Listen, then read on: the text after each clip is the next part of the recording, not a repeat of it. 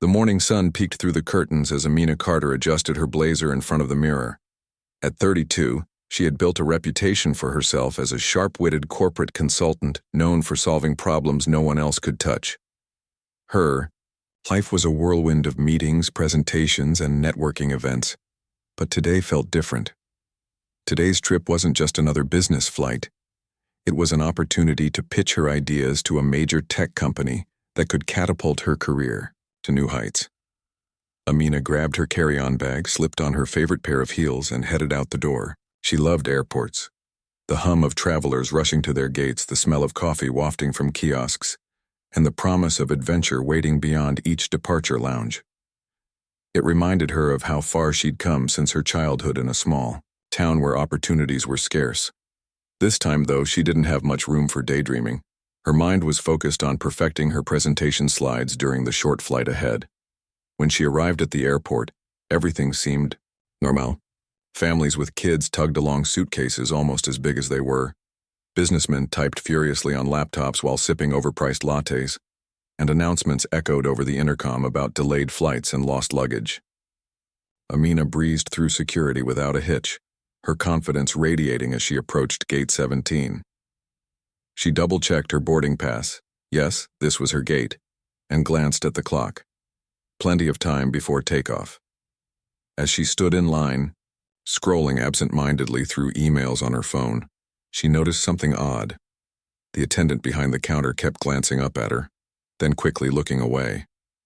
It wasn't the first time someone had stared at her, but there was something unsettling about the way the woman avoided making eye contact. Amina shrugged it off, telling herself not to overthink things. Maybe the attendant was just having a bad day. After all, working at an airport couldn't be easy. When it was finally her turn, she stepped forward with a warm smile, ready to hand over her ticket and ID. "Good morning," she said cheerfully, placing her documents on the counter. The attendant hesitated. For a moment, Amina thought she saw confusion flicker across the woman's face. Then came the words that would change the course of Amina's day, and possibly her life. "I'm sorry, ma'am," the attendant said, her tone clipped and distant. "There seems to be an issue with your reservation." "An issue?" Amina frowned, leaning closer. "What kind of issue?" she asked, keeping her voice steady despite the knot forming in her stomach. She pulled up her email confirmation on her phone and showed it to the attendant. "Here's my receipt. Everything looks fine to me." But the attendant shook her head, refusing to meet Amina's gaze. "I'll need you to step aside so we can sort this out," she muttered, gesturing vaguely toward the side of the desk. Passengers behind Amina began shifting impatiently, some muttering under their breath about delays. Amina felt heat rising in her chest. Something about this situation didn't sit right. She'd flown dozens of times before, always without incident. Why now and why here? As she tried to reason with the attendant, explaining calmly yet firmly that she had done nothing wrong, she couldn't shake the feeling that this was more than just a simple mistake. Little did she know, this was only the beginning of a story that would leave everyone watching speechless and eager to see what happened next. Amina stood at the boarding gate, her heart pounding as confusion turned into frustration.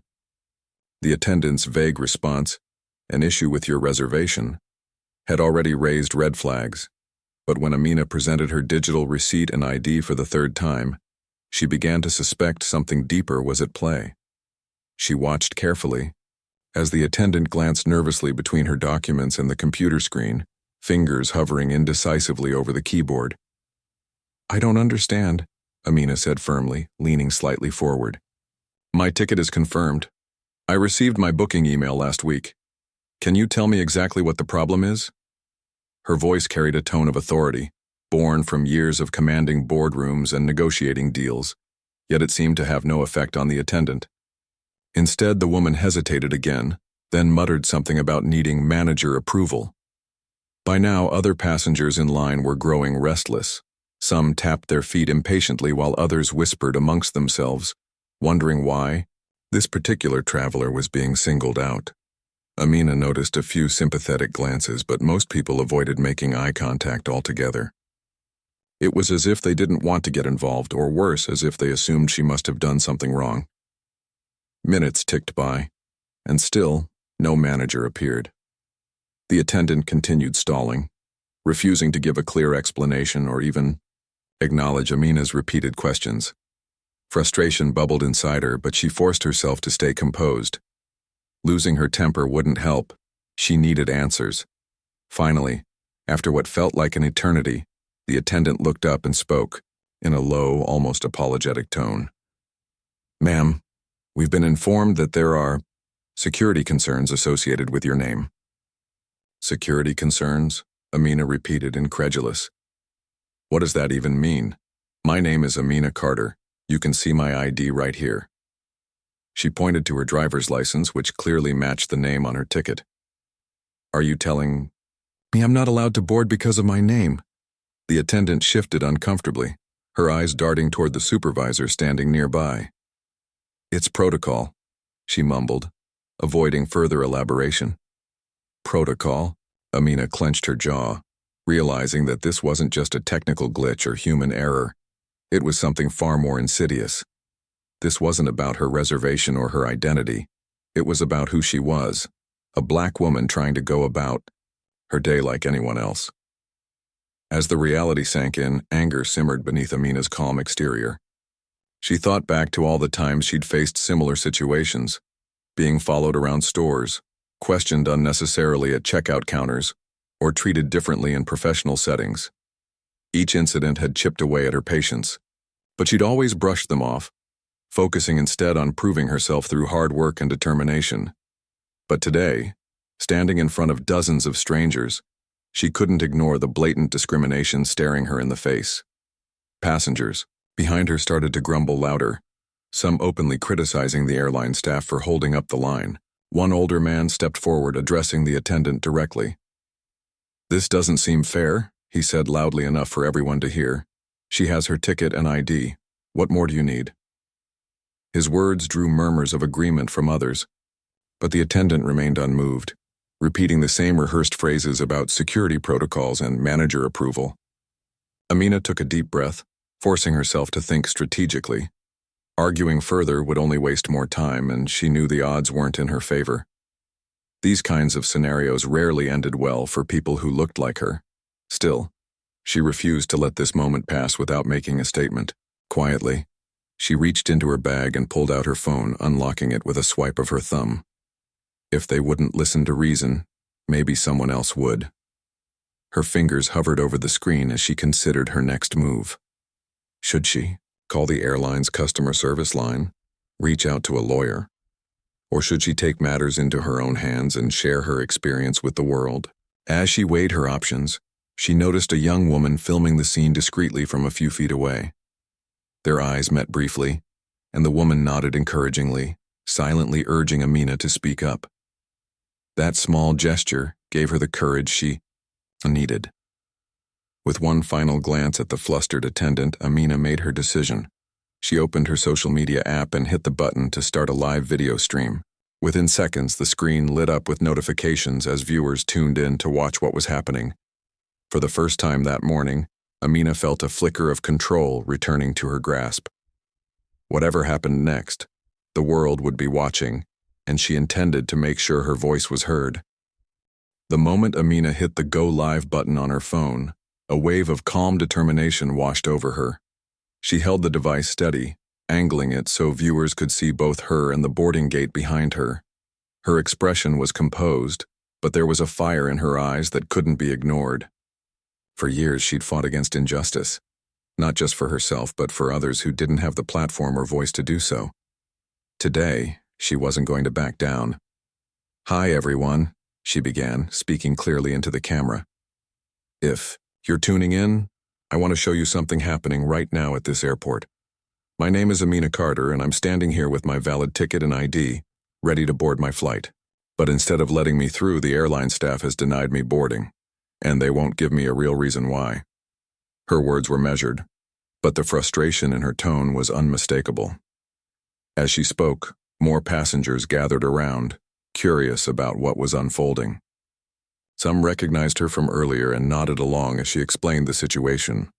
Others pulled out their own phones, filming the scene or taking photos to document what was happening. The energy shifted. What had started as an isolated incident was quickly becoming a public spectacle. On the other side of the counter, the attendant looked visibly uneasy. It was clear she hadn't anticipated this kind of reaction. Passengers nearby began chiming in, voicing their support for Amina. "This isn't right," one woman called out. "She's done nothing wrong." Another man added, "Why are you treating her differently? We all saw her show you her ticket and ID." The growing crowd made the situation even tenser. Airport security officers, noticing the commotion, started moving closer to the gate. Their presence only fueled Amina's resolve. She turned the camera toward them briefly before bringing it back to face her. "Notice how quickly security shows up when a black woman speaks up," she said pointedly. "But where were they when I was being denied boarding without explanation?" Her live stream comments section exploded with reactions. People from across the country, and even internationally, were tuning in, outraged by what they were witnessing. Hashtags like "Stand with Amina" and "Airline Shame" began trending within minutes. Viewers flooded the airline's social media pages and customer service lines demanding answers. Calls poured in from news outlets wanting to cover the story. What had started as a personal confrontation was rapidly escalating into a national conversation about discrimination and accountability. Back at the gate, the pressure mounted. The supervisor, who had been lurking in the background, finally stepped forward, attempting to defuse the situation. "Ma'am, please step aside so we can resolve this privately," he urged, his voice low but urgent. But Amina shook her head, firmly. "No," she replied, her voice steady. "This isn't just about me anymore. This is about every person who's ever been treated unfairly because of their race, gender, or name. If you won't explain yourselves here and now, then the world deserves to know why." Her boldness galvanized those around her. A group of travelers formed a loose circle around Amina, shielding her from any attempt by security to intervene. One older gentleman, clutching a newspaper under his arm, stepped forward and addressed the supervisor directly. "You should be ashamed of yourselves," he said loudly. "We're watching, and we're not letting this slide." As the tension reached its peak, Amina took a deep breath and addressed her online audience once more. "To anyone watching, I want you to remember this moment. Discrimination doesn't always look like shouting or violence. It often hides behind excuses and policies designed to silence people like me. But we're not silent anymore. Together, we can demand change." Her words resonated deeply, igniting a spark among her viewers. Thousands of comments poured in, cheering her on and vowing to take action. Meanwhile, the airline staff exchanged panicked glances, realizing too late that they had underestimated the power of one determined woman armed with nothing more than her truth and a smartphone. Whatever happened next, Amina knew she had already won half the battle. She had exposed the injustice for the world to see. As Amina continued her live stream, the situation at Gate 17 transformed into something far bigger than anyone could have anticipated. The once ordinary boarding process had become a stage for a powerful stand against discrimination, and Amina was determined to make sure the world didn't look away. Her steady voice and unwavering composure captured the attention of thousands, and soon millions of viewers who were glued to their screens, watching every moment unfold in real time.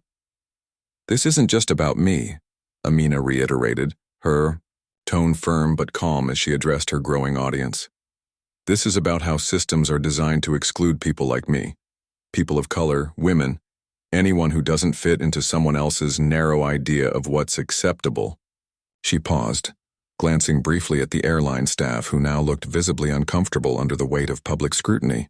"But today we're showing them that silence isn't an option." Her words resonated deeply with her viewers. Comments flooded the live stream feed, many expressing outrage over the blatant discrimination she was facing. Others shared their own stories of being treated unfairly while traveling, some recounting similar experiences of being denied boarding or questioned excessively because of their race or appearance.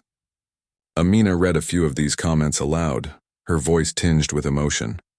One viewer says they were stopped at security because their name sounded suspicious, she said, holding up her phone so the camera could capture the message. Another person says they were asked to prove their citizenship repeatedly, even though they were born in this country. These aren't isolated incidents. They're part of a pattern, and it's time we hold these companies accountable. The crowd around her grew larger as more passengers joined in solidarity. Some clapped softly, while others raised their fists in quiet support. Even strangers who had initially been indifferent to the commotion were now fully engaged, snapping photos or recording videos to share on their own social media accounts. The ripple effect of Amina's actions was undeniable. What started as a personal confrontation had ignited a collective movement. Meanwhile, airport security officers began closing in, their body language tense and cautious. One officer approached Amina cautiously, his hand hovering near his radio. "Ma'am, you'll need to stop recording and come with us," he said, his voice low but firm. But instead of complying, Amina turned the camera directly on him, ensuring her audience could see everything. "Why am I being asked to leave?" she asked, her voice rising slightly. "I haven't broken any rules. I'm simply exercising my right to speak out when I'm treated unfairly. Are you telling me that speaking up is against the law?" Her question hung in the air, heavy with implication. Passengers nearby murmured in agreement, some shouting, "Let her speak," or, "She has every right." The security officer hesitated, clearly caught off guard by the sudden spotlight. He exchanged a glance with the airline supervisor, who looked increasingly frazzled. It was clear they hadn't expected Amina's live stream to gain so much traction so quickly.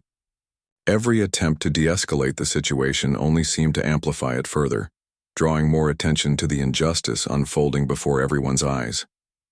Amina seized the moment, addressing both the security team and her online audience. "This is exactly what happens when marginalized voices try to challenge the system," she said, her tone sharp but controlled. "They use fear tactics, threatening arrest or removal, to silence us. But guess what? That's not going to work today."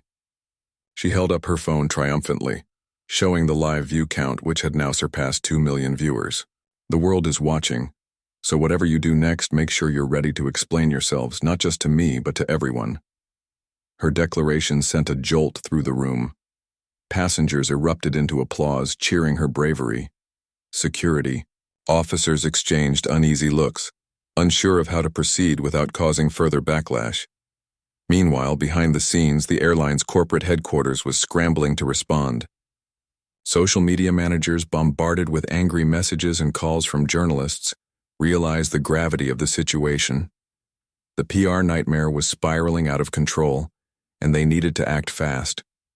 In that pivotal moment, Amina knew she had struck a nerve. By refusing to back down and using her platform to shine a light on systemic bias, she had flipped the script. What began as an act of defiance was now a catalyst for change, and the entire world was tuning in to see what would happen next. While the tension at Gate 17 continued to escalate, the ripple effects of Amina's livestream were reaching far beyond the airport. In corporate offices miles away, executives at the airline scrambled to contain the growing firestorm. News alerts about the incident popped up on phones and computers nationwide, accompanied by screenshots from Amina's livestream and impassioned captions calling for justice. Journalists began reaching out to the airline for statements, while hashtags like "Justice for Amina" and "Ours End Discrimination" in travel dominated social media feeds. Back at the gate, Amina remained steadfast, her phone still trained on the scene as she addressed both her live audience and the growing crowd around her. "This isn't just my fight anymore," she said, her voice steady but charged with emotion. "It's a fight for every person who has ever been treated unfairly because of how they look or where they come from. And if we don't stand up now, nothing will change." Her words struck a chord not only with those watching online, but also with some unexpected allies in the room. One passenger, a middle-aged man wearing a suit, stepped forward, introducing himself as Mark, a lawyer specializing in civil rights cases. "Ms. Carter," he said firmly, addressing her directly, "what these people are doing is unacceptable. You have every right to be here, and no one should treat you this way. If you're willing, I'd like to help you take legal action against them." The offer caught Amina off guard, but only for a moment. She nodded slowly, gratitude flickering across her face. Thank you, she replied, her voice softening slightly. But let me make one thing clear. This isn't about revenge. It's about accountability. If we can use this moment to push for real change, if we can force these systems to confront their biases, then maybe something good can come out of all this. Mark nodded in agreement, pulling out his business card and handing it to her. We'll talk more later, he said. But know that you're not alone in this. There are people who want to help. As the minutes ticked by, the pressure on the airline staff became unbearable. Passengers continued to rally around Amina, their voices growing louder and more unified.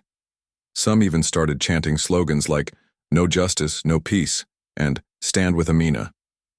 Security officers exchanged nervous glances, unsure of how to regain control without making matters worse.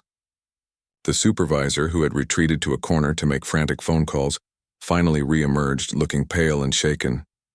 "Ms. Carter," he stammered, stepping cautiously toward her. We seem to have made an error. Your reservation is confirmed, and we'd like to offer you a seat in first class on the next available flight, as well as a full refund for any inconvenience caused." The apology felt hollow, almost rehearsed, and Amina wasn't about to let it slide so easily. She raised an eyebrow, tilting her head slightly as she studied him. "An error?" she repeated, her tone laced with skepticism. "Is that what you're calling this? Because it sure doesn't feel like an accident to me, or to anyone else watching." She gestured to the sea of faces surrounding her, many of whom nodded emphatically in agreement. Before the supervisor could respond, another figure appeared, a sharply dressed woman who introduced herself as Sarah, a senior executive from the airline's headquarters. She looked flustered but determined, clearly sent to mitigate the damage. "Ms. Carter," Sarah began, extending a hand that Amina ignored. "On behalf of our company, I deeply apologize for what you've experienced today. This is not the level of service we strive to provide, and we are taking immediate steps to ensure this never happens again." Amina crossed her arms, unimpressed.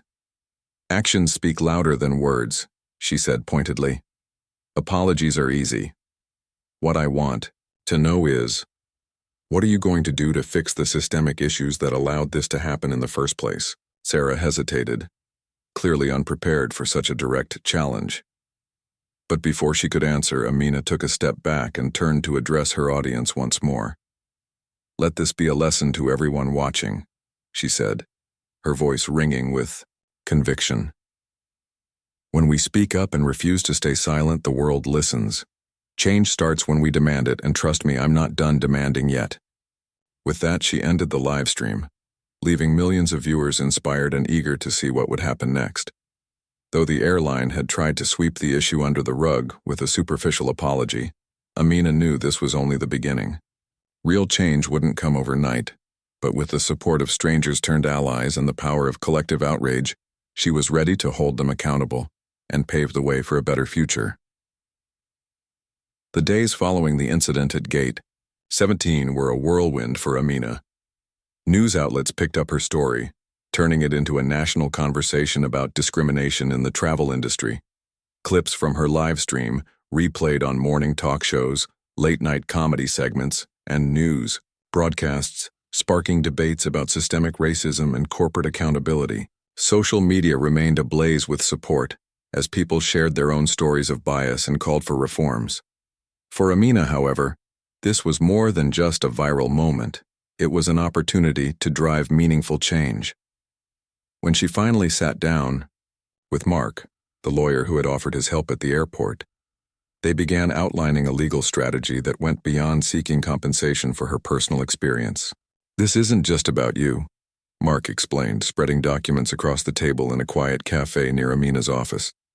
"It's about setting a precedent. If we can prove that the airline has patterns of discriminatory practices, we could force them, and potentially other companies, to implement real, lasting changes." Amina nodded thoughtfully, sipping her coffee as she listened. She knew the road ahead wouldn't be easy. Lawsuits against major corporations often dragged on for years, requiring immense patience and resilience. But she also knew she couldn't let this moment slip away. Too many people had reached out to her since the incident, sharing their own painful experiences of being treated unfairly while traveling. They deserved justice too. Together, Amina and Mark filed a lawsuit against the airline, accusing it of racial profiling and violating anti-discrimination laws. The case quickly gained traction, drawing attention not only from civil rights organizations, but also from lawmakers eager to address systemic inequities. Senators and representatives cited Amina's story during hearings on transportation policies, using it as evidence of the urgent need for reform. But Amina didn't stop there. Recognizing the power of collective action, she partnered with advocacy groups to launch a coalition aimed at tackling bias in the airline industry. The group, which she named FlyFair, worked tirelessly to gather testimonies from passengers who had faced similar treatment. From elderly travelers questioned repeatedly about their citizenship to young professionals mistaken for flight attendants because of their race, these stories painted a damning picture of widespread prejudice. As part of their campaign, FlyFair created a petition demanding stricter regulations for airlines, including mandatory diversity training for staff, transparent reporting mechanisms for complaints, and independent audits to ensure compliance.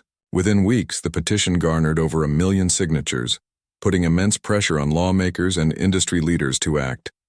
Airlines scrambled to issue public statements condemning discrimination, though many activists, including Amina, remained skeptical of their sincerity. Meanwhile, Amina continued to share her journey publicly, using interviews and social media updates to keep the momentum going. In one particularly moving interview, she spoke candidly about the toll the ordeal had taken on her emotionally. "It's exhausting to constantly have to prove your worth," she admitted, her voice trembling slightly. "But I refuse to let fear or anger consume me. Instead, I'm channeling those emotions into something productive, something that will make life better for others." Her vulnerability resonated deeply with audiences, humanizing the broader fight against discrimination. People from all walks of life rallied behind her, organizing protests outside airline offices and staging demonstrations at airports nationwide.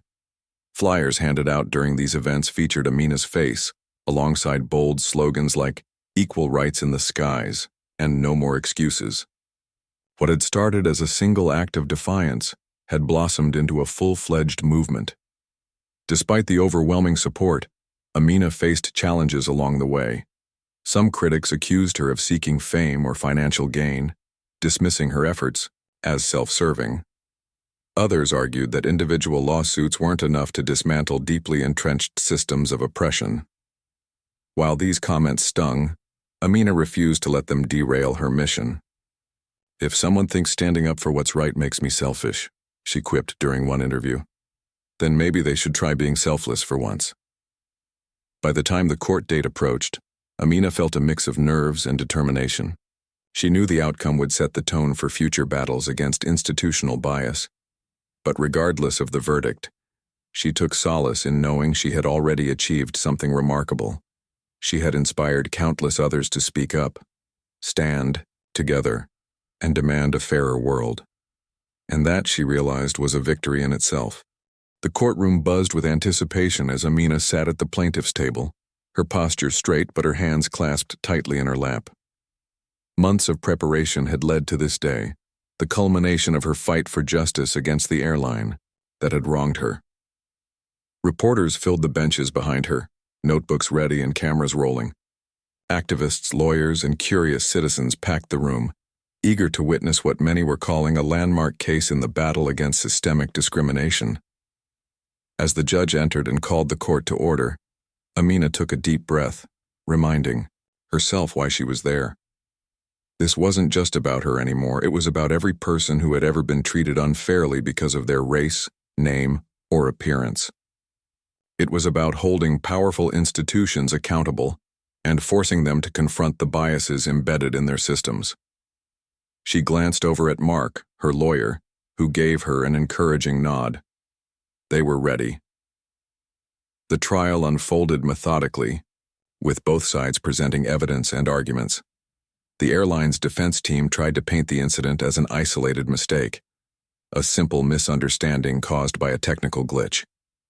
But Mark dismantled their claims piece by piece, presenting damning documentation that revealed patterns of discriminatory behavior. Internal emails showed employees joking about suspicious names flagged by security software. Passenger testimonies collected by Flyfair highlighted numerous similar incidents where black travelers, immigrants, and other minorities had been singled out without cause. One particularly powerful moment came when a young mother named Jasmine took the stand. Her voice quivered as she recounted how she and her toddler had been detained for hours at another airport because her last name matched someone on a government watch list. "I felt humiliated," she said, tears streaming down her face. "Like I wasn't human, like I didn't belong." The jury listened intently, visibly moved by her story. Amina watched from her seat, her heart swelling with gratitude for the courage of those who had come forward to share their experiences. When it was Amina's turn to testify, the room fell silent. She spoke clearly and confidently, recounting not only the events at Gate 17, but also the broader context of her life. How she had grown up navigating spaces where she often felt unwelcome simply because of the color of her skin. "What happened to me that day wasn't an accident," she said, looking directly at the jury. "It was the result of a system designed to target people like me. And if we don't address these systemic issues, they will continue to harm innocent people." Her words struck a chord. Even some of the airline's representatives shifted uncomfortably in their seats, unable to meet her gaze. By the time closing arguments began, the atmosphere in the courtroom had shifted. The plaintiff's case was strong, backed by irrefutable evidence and emotional testimony. When Mark delivered his final remarks, he emphasized the importance of accountability. "This isn't just about one woman or one airline," he said passionately. "It's about sending a message that discrimination has no place in our society. Today, you have the power to make that clear." After hours of deliberation, the jury returned with their verdict: guilty. The judge ordered the airline to pay damages to Amina and implement sweeping reforms, including mandatory anti-bias training for all employees, transparent reporting mechanisms for passenger complaints, and regular audits conducted by independent organizations. Cheers erupted from the crowd, and Amina allowed herself a small smile. Justice had been served, at least for now.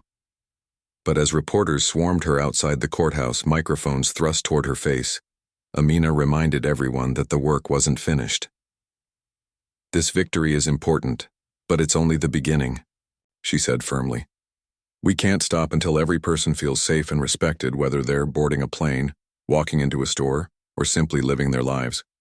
Change doesn't happen overnight, but together, we can keep pushing forward." With those words, she walked away, her head held high.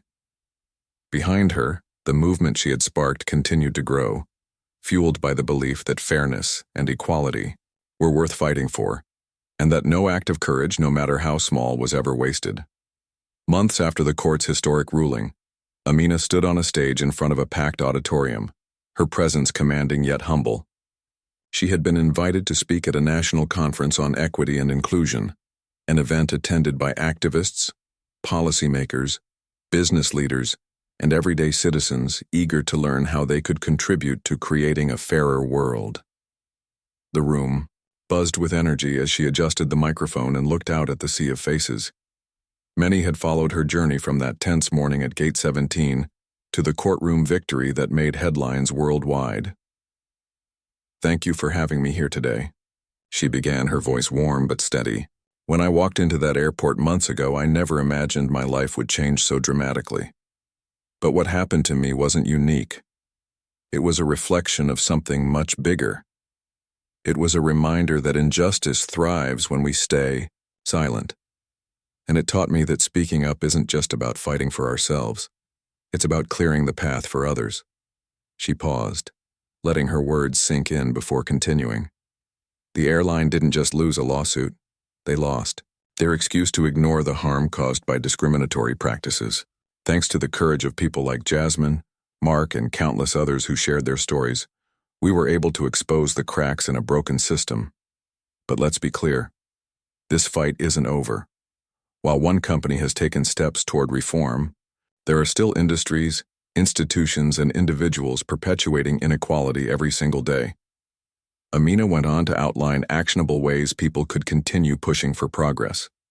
She urged businesses to prioritize diversity and accountability, not as checkboxes but as core values woven into their operations. She encouraged travelers to report instances of bias without hesitation, reminding them that their voices mattered. Most importantly, she called on everyone, regardless of background or privilege, to listen, amplify marginalized perspectives, and take a stand against discrimination wherever they saw it. Her speech earned a standing ovation, but Amina knew the real work happened far beyond stages and spotlights.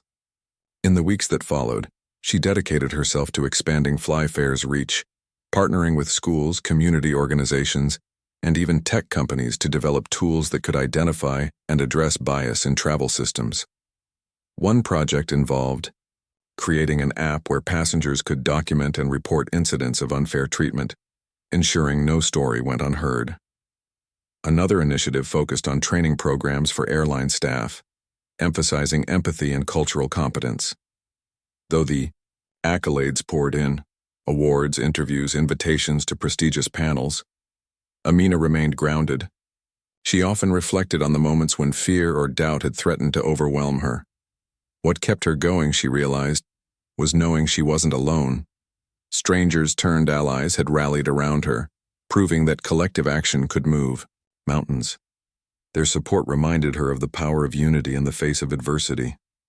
One evening, as she sat on her couch scrolling through messages of gratitude from people inspired by her story, Amina felt a deep sense of fulfillment.